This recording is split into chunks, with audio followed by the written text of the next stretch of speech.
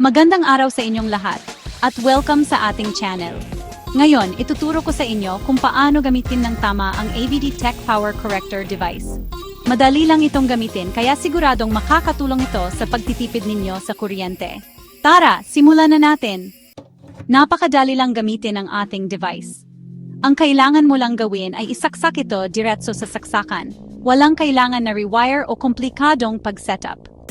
Para sa mga resistive na appliances, kung ang gamit ninyo ay mga appliances na pampainit tulad ng plancha, rice cooker, water heater, electric stove na walang motor, mainam na isaksak ang device sa 25 UF na port na matatagpuan sa likod ng ating power corrector device.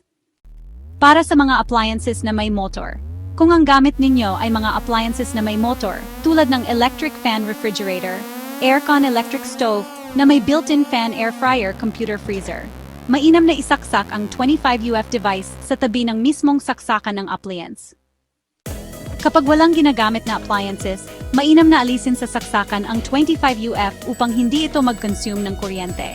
Kung ang appliance naman ay gumagamit ng mas mababa sa 10 kWh, tulad ng ilaw o internet router, huwag na gumamit ng 25 UF, hindi na ito kailangan.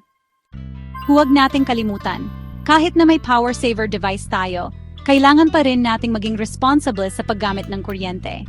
Para malaman kung epektibo talaga ang ating device, ikumpara ang konsumo ng kuryente ninyo bago at pagkatapos gamitin ang AVD Tech Power Corrector device. Sana ay nakatulong sa inyo ang mga tips na ito para magamit ng tama ang ating AVD Tech Power Corrector device. Kung may mga tanong kayo, huwag kalimutang mag-comment sa ibaba. Like at subscribe na rin para updated kayo sa ating mga susunod na videos.